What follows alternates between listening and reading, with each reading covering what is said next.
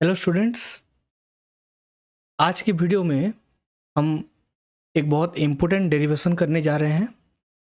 आपके स्क्रीन में जैसे लिखा हुआ देखिए, डेरिवेशन क्या करने वाले हैं हम। Derivation of electric field intensity for point on the axial line of a dipole. ये लॉन्ग क्वेश्चन है डेरिवेशन का।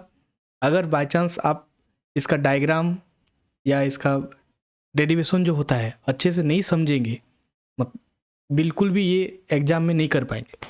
क्लास 12th में ये लॉन्ग क्वेश्चन डाइपोल का जो चैप्टर है उसमें बहुत न्यूमेरिकल पॉइंट ऑफ व्यू में भी ये चैप्टर इम्पोर्टेंट है। और ये डेरिवेशन बहुत से स्टूडेंट इसका कॉन्सेप्ट नहीं समझे होते हैं, इसलिए उनको बहुत प्रॉब्लम होता है। आधे डेरिवेशन में वो रुक जाते हैं, कभी कभी भूल जाते हैं डायग्राम कैसे करना है। और ये डेरिवेशन आप ऐसे रट्टा मार के या याद करके नहीं जा सकता। आप अगर नहीं समझे हैं तो आपको ये डेरिवेशन लिखने में एग्जाम में बहुत टाइम जाएगा। तो मैंने इस वीडियो में ट्रैक किया है कि कैसे बहुत सिंप्लीफाइड वे में इस डेरिवेशन को कैसे मैं आप तक पहुंचा सकूं और आप लोग सब समझ पाए। अगर आप लोग सब ये डेरिवेशन समझ पा रहे हैं तो आप कमेंट सेक्शन में मुझे ज़रूर बताइएगा। मैं इसका जो डिटेल्स नोट है आपको भेज दूंगा ईमेल में। तो चलिए डेरिवेशन की ओर चलते हैं। पहले ये डेरिवेशन को जानने से पहले आपको पहले जानना होगा कि डाइपोल क्या है। पहला चीज आपको डाइपोल के बारे में डिटेल जानना होगा कि डाइपोल क्या है। देखिए यहाँ पे एक डायग्राम दिया गया है। पहले स्टार्टिंग से देखिए, पहले क्या है, ए पॉइंट। ए पॉइंट में एक चार्ज को रखा गया है। कौन सा चार्ज? Minus Q charge. और बी पॉइंट में और एक चार्ज है प्लस क्यू चार्ज। ये दो चीज है और इनका जो सेंटर है और मिड पॉइंट बोलते हैं, ये कहाँ पे है? यहाँ पे है। तो ये अगर मिड पॉइंट यहाँ से यहाँ तक डिस्टेंस कितना है इसका? 2a है। तो ये भी कितना हो गया? a। यहाँ पे ये देखिए दिया है a, और ये भी देखिए a हो गया। मतलब ये मिड पॉइंट है, इस ये वाला जो मिड पॉइंट है, मतलब ये मिड पॉइंट से यहाँ तक माइनस क्यू का डिस्टेंस जितना है प्लस क्यू का डिस्टेंस बी पॉइंट में उतना है। ये जो अरेंजमेंट होता है दो पॉइंट में, एक पॉइंट में पॉजिटिव चार्ज, एक पॉइंट में नेगेटिव चार्ज, और दोनों इक्वल डिस्टेंस में ईच अदर से होते हैं, देन उसको क्या बोलते हैं? डाइपोल बोलते हैं, और मैग्नेटिक डाइपोल भी बोलते हैं।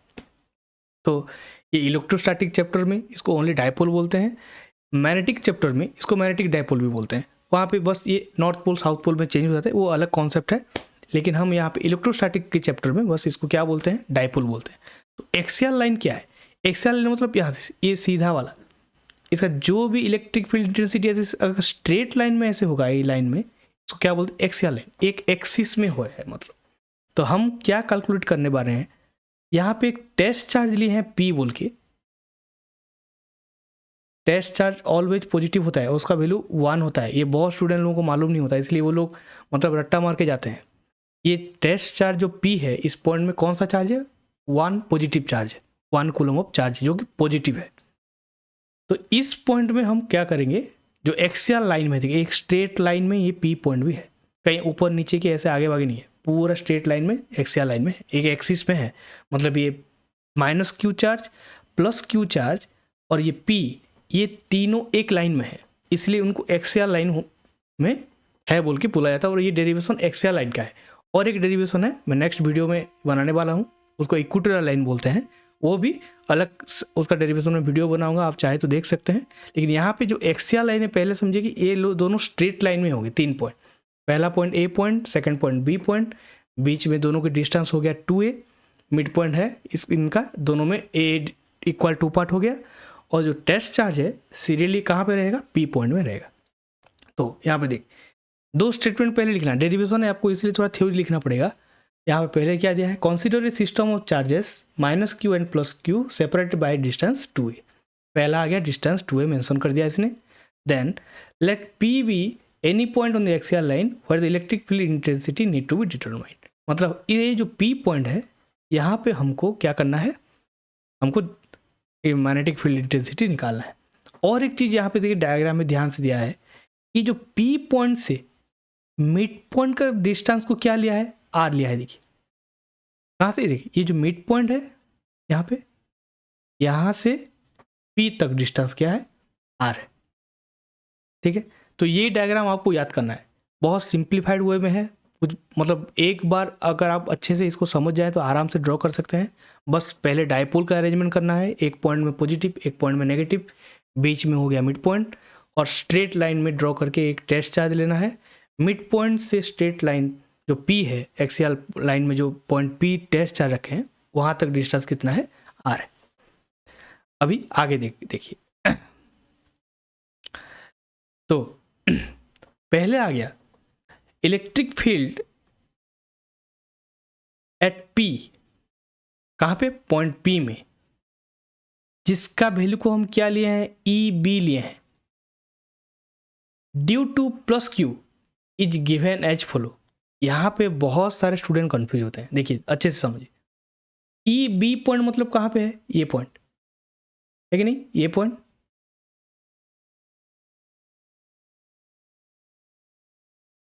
ठीक है। अभी देखिए प्लस चार्ज ऑलवेज क्या होता है, ईच अदर से रिपेल होता है। तो अगर P पॉइंट में पॉजिटिव चार्ज है और B पॉइंट में भी प्लस Q चार्ज है, देन इसका जो इलेक्ट्रिक फील्ड देखिए रिपेल होके ऑपोजिट साइड इसका डायरेक्शन है, EB। आ गया समझ में, देखिए सेकंड, EB फॉर्मूला क्या है, डायरेक्ट इलेक्ट्रिक फील्ड इंटेंसिटी का फॉर्मूला है 1/4πε0 Q/BP²। BP² मतलब देखिए कहाँ से, ये जो B है यहाँ से यहाँ तक का जो डिस्टेंस है, ये दो चार्ज के बीच में हम निकाल रहे हैं इंटेंसिटी, इसलिए ये दोनों के बीच जो डिस्टेंस है हम इसको लिए, क्या लिए, BP²। अभी BP का वैल्यू R-A कैसे हुआ, देखिए हम स्टार्टिंग में क्या लिए थे, ये जो डिस्टेंस है यहाँ से यहाँ तक का डिस्टेंस को क्या लिए थे, R लिए थे, ठीक है। अभी देखिए यहाँ तक से यहाँ तक का डिस्टेंस R है, यहाँ से यहाँ तक का डिस्टेंस क्या है, R है, लेकिन यहाँ से यहाँ तक तो हम नहीं लिए हैं, मतलब कौन माइनस हो जाएगा, ये जो A है ये R से क्या हो जाएगा, माइनस हो जाएगा। तो इसलिए यहाँ पे क्या हुआ है, R-A का होल स्क्वायर हुआ है। आ गया, देखिए समझ में, ये जो R है टोटल डिस्टेंस है, लेकिन इसमें से A पार्ट क्या हो गया, कट हुआ। A कहाँ से आया, ये जो 2A है मिड पॉइंट है, ये A पार्ट, ये A पार्ट, तो एक पार्ट कहाँ क्या हो गया, कैंसिल हो गया। जस्ट सेम थिंग देखिए EA में क्या है, लेकिन यहाँ पे कौन सा कॉन्सेप्ट यूज होगा, अगर एक पॉइंट में पॉजिटिव चार्ज है और एक पॉइंट में नेगेटिव चार्ज है, ईच अदर को क्या करेंगे, अट्रैक्ट करके, उनका दोनों का फोर्स क्या होगा, दोनों ईच अदर को अट्रैक्ट करते हैं, opposite charges attract each other. तो इनका जो फील्ड है, इलेक्ट्रिक फील्ड भी, इनका डायरेक्शन क्या हो, इनवर्ड साइड होगा, मतलब ईच अदर के डायरेक्शन में अट्रैक्शन फोर्स का। इसीलिए यहाँ पे देखिए EA का डायरेक्शन इस साइड के, EA ऐसे होगा EA, और EB कैसे होगा, ऑपोजिट जाएगा, ऑपोजिट जाएगा। तो यहाँ पे EA जो है कैसे, कहाँ तक डिस्टेंस है, ये A पॉइंट है और ये हो गया P पॉइंट, मतलब ये तो यहाँ तक हो गया डिस्टेंस R, जैसे हम लिए थे, ये देखिए ये हो गया R, लेकिन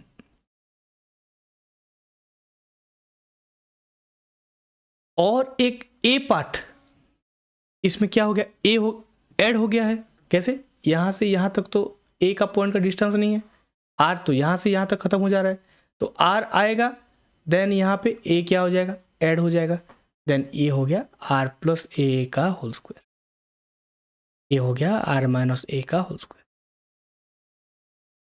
आ गया समझ में, देखिए दोनों पहले EB पॉइंट में निकल गया, मतलब B के पॉइंट में जो चार्ज है उसके लिए निकल गया, देन EA पॉइंट में निकल गया। तो अभी आएगा net field at the point P। Net field कैसे निकलेगा, EB-EA, EB-EA क्यों हुआ है, EA-EB क्यों नहीं हुआ है, देखिए जिसका डिनोमिनेटर में माइनस होता है उसका वैल्यू कम होता है, मतलब उसका वैल्यू ऑब्वियसली डिनोमिनेटर कम होगा, वैल्यू उसका ज़्यादा होगा, इसलिए यहाँ पे ऑब्वियसली EB बड़ा है, क्योंकि यहाँ पे डिनोमिनेटर में क्या है, माइनस है, और यहाँ पे प्लस है, तो ये बड़ा है, डिनोमिनेटर अगर बड़ा है इसका वैल्यू भी क्या हो जाएगा, छोटा हो जाएगा, इसलिए EB-EA। बस यहाँ पे जो ये वैल्यू है, ये वाला EB, इसको हम इक्वेशन 1 और इक्वेशन 2 के हिसाब से लेके यहाँ पे पुट करेंगे और सॉल्व करेंगे डेरिवेशन। ये हो गया बेसिक। डायग्राम से लेके आप लॉ को डायरेक्टली पहले पुट करेंगे फॉर्मूला में, देन अभी डेरिवेशन आएगा। कहाँ से? ये वाला है आपका डेरिवेशन, ये डेरिवेशन आपको ये वाला या आगे इससे प्रैक्टिस करना है। ये तो बस डायग्राम देख के आपने लिख दिया, लेकिन डेरिवेशन यहाँ से है, जो कि बहुत सिंप्लीफाइड वे में मैंने नेक्स्ट स्लाइड में किया है। देखिए यहाँ पे देखिए वैल्यू डाल दिया है सिंपल, ए बी की जगह ए बी का वैल्यू डाल दिया है और ए की जगह ए का वैल्यू डाल दिया है। दोनों में से क्या कॉमन गया? देखिए पहले में भी क्या है? क्यू है, सेकंड में भी 1/4πε0 है, यहाँ पे भी क्यू है, यहाँ पे 4πε0 है। पहले दोनों में से कॉमन चला गया, देन 1/r - a का होल स्क्वायर आ गया फर्स्ट टर्म में, सेकंड टर्म में 1/r+a का होल स्क्वायर आ गया। अभी इसको जब एलसीएम लेंगे ये आएगा, एलसीएम लेने से अभी देखिए नीचे का, ये ऊपर का अगर सॉल्व करेंगे r+a का होल स्क्वायर -r - a का होल स्क्वायर, इसको सॉल्व करने से क्या आ रहा है? 4ra आ रहा है। कैसे? एक फॉर्मूला है a+b का होल स्क्वायर -a - b का होल स्क्वायर ऑलवेज क्या होता है? 4ab होता है। अगर ये फॉर्मूला आपको याद है तो आप डायरेक्टली कर सकते हैं, वरना सॉल्व करने से भी हो जाएगा। जैसे यहाँ पे देखिए r² + a² + 2ra आएगा, देन माइनस यहाँ पे r² + a² - 2ra आएगा। ये जो माइनस खुल जाएगा ये भी माइनस हो जाएगा, ये भी माइनस हो जाएगा, दोनों कैंसिल आउट हो गए। ये माइनस जो है ये प्लस हो जाएगा, 2ra मिलके यहाँ पे 4ra आ जाएगा। आप डेरिवेशन करके भी कर सकते हैं और ये फॉर्मूला याद करके भी कर सकते हैं, कुछ भी करने से चलेगा, कोई प्रॉब्लम नहीं है। तो ये आ गया फाइनल एक्सप्रेशन। देखिए 4ra/q/4πε0 r² - a² का होल स्क्वायर। आगे और एक स्टेप है नेक्स्ट स्लाइड में, देखिए अगर इसको थोड़ा पार्ट बाय पार्ट करके लिखते हैं, जैसे देखिए यहाँ पे क्या लिखा है? फॉर p = 2a, तो पहले एक्सप्रेशन में जो 4ra था उसमें से 2a ले लिया है, ठीक, 2qa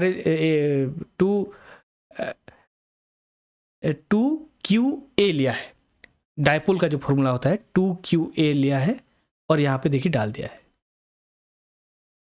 2qa लिया है और नेक्स्ट फॉर्मूला में डाल दिया। ये है डायपोल का फॉर्मूला, जिसको p में रिप्रेजेंट किया जाता है, ये डायपोल का फॉर्मूला। तो ये डायपोल में कन्वर्ट, देखिए ये यहाँ पे। अभी ये एक स्पेशल केस है। पहले केस में क्या है बोला है? If R very much less greater than a, मतलब यहाँ पे जो ए था वो लेट आर से बहुत ज़्यादा छोटा है, देन इसको हम नेगलेक्ट कर सकते हैं। तो जब नेगलेक्ट कर सकते हैं 1 ले जाते हैं, अगर बहुत छोटा है नेगलेक्ट कर देंगे तो सिंपली r² और r² नीचे रहेगा, तो ये r⁴ क्या हो जाएगा? 4 हो जाएगा। तो ये इक्वेशन इसमें देखिए कन्वर्ट हो जा रहा है। जब आप किसको नेगलेक्ट करते हैं? a² को नेगलेक्ट करते हैं और बोलते हैं कि ये very much, this is very much less than r। एक स्पेशल केस है, ये फॉर्मूला आप याद करने से भी चलेगा जो a² वाला, और ये डायरेक्टली अगर डायपोल के फॉर्म में है आप ये वाला भी डाल सकते हैं। तो यहाँ पे देखिए जो एक r ऊपर था एक r नीचे था, कन्वर्ट होकर ये r³ हो गया, 2p/r³। ये है फाइनल एक्सप्रेशन किसका? डेरिवेशन ऑफ एक्सियल लाइन का, और वेक्टर फॉर्म में ये है इसका फॉर्म। बहुत सिंप्लीफाइड वे में डेरिवेशन है। आप 2-3 बार अगर इसको प्रैक्टिस करेंगे आपको इजीली याद हो जाएगा। इसमें ज़्यादा मतलब मैथमेटिक्स भी नहीं है। जो समझ लीजिए बायोलॉजी लेते हैं या दूसरा कुछ ऑप्शनल लेते हैं उनके लिए भी मतलब ये बहुत इजी है। आप मतलब स्पेशल केस जो ये वाला है यहाँ से इसको अगर नहीं भी लिखेंगे तब भी कोई प्रॉब्लम नहीं है, डायरेक्टली आप ये वाला वैल्यू को भी लिख सकते हैं अगर याद करना चाहें तो। और जो डेरिवेशन हमने पहले स्लाइड में किया, अगर आपको ये फॉर्मूला याद है, ये वाला फॉर्मूला अगर याद है, ये वाला फॉर्मूला अगर याद है तो डायरेक्टली पुट कर सकते हैं, वरना ये तो बेसिक चीज़ है, सॉल्व करके भी आप मतलब डायरेक्ट डेरिवेशन कर सकते हैं। तो स्टार्टिंग से देखिए पहले क्या था यहाँ पे, derivation of electric field intensity for point on the axial line of the dipole. तो एक्सियल लाइन में जो पी पॉइंट हमने लिया था यहाँ पे इसका जो वैल्यू ई फाइनली कितना निकला है, यहाँ पे ई इक्वल टू 1/4πε0 2p, मतलब डाइपोल के फॉर्म में आर क्यू। अगर यहाँ पे p के फॉर्म में आपको दूसरा कुछ न्यूमेरिकल आता है, p के फॉर्म में नहीं है, देन p की जगह सिंपली क्या लिख सकते हैं आप, 2aq लिख सकते हैं। चार्ज के फॉर्म में भी आ सकता है, डाइपोल के फॉर्म में भी क्वेश्चन आ सकता है। आई होप आपको ये वीडियो समझ में आया होगा। मैंने ट्राई किया है कि कैसे बहुत सिंप्लीफाइड वे में आपको ये वीडियो समझा सकूं। आप प्लीज़ कमेंट सेक्शन में बताइएगा कि क्या आपको ये इसका नोट्स या मतलब इसके रिलेटेड कुछ न्यूमेरिकल अगर आपको इसमें प्रॉब्लम हो रहा है, कहाँ पे प्रॉब्लम हो रहा है, कैसे मतलब कौन से चीज़ में आप डेरिवेशन नहीं कर पा रहे, प्लीज़ कमेंट सेक्शन में बताइएगा। मैं ट्राई करूँगा इसके रिलेटेड आपको आगे वीडियो बना सकूँ। Thank you, thanks for watching everyone. Please do like and subscribe. Thank you.